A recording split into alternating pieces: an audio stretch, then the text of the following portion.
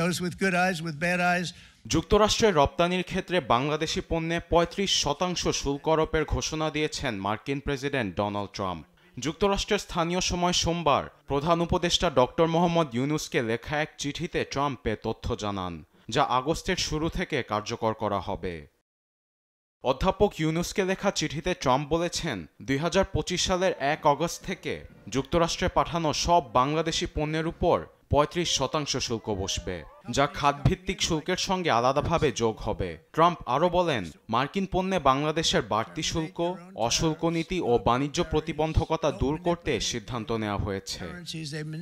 তবে বাংলাদেশ যদি যুক্তরাষ্ট্রের সঙ্গে থাকা বাণিজ্য বাধা দূর করে এবং কার্যকর ব্যবস্থা নেয়, তাহলে শুল্ক কমানোর আশ্বাস দিয়েছেন ট্রাম্প। আবার এর বিরুদ্ধে বাংলাদেশ পাল্টা ব্যবস্থা নিলে শুল্ক আরও বাড়ারও হুঁশিয়ারি দিয়েছেন তিনি।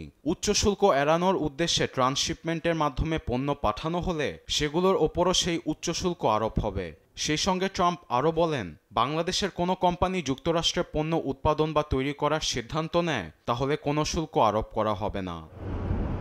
গেল এপ্রিলে বাংলাদেশের প্রধান রপ্তানি পণ্যের উপর ৩৭% শুল্ক আরোপ করেছিল যুক্তরাষ্ট্র। তখন এটি কার্যকরের আগে ডোনাল্ড ট্রাম্পকে সময় চেয়ে চিঠি লিখেছিলেন অধ্যাপক মোহাম্মদ ইউনূস। তখন ৩ মাস অতিরিক্ত সময় বেঁধে দিয়েছিলেন মার্কিন প্রেসিডেন্ট।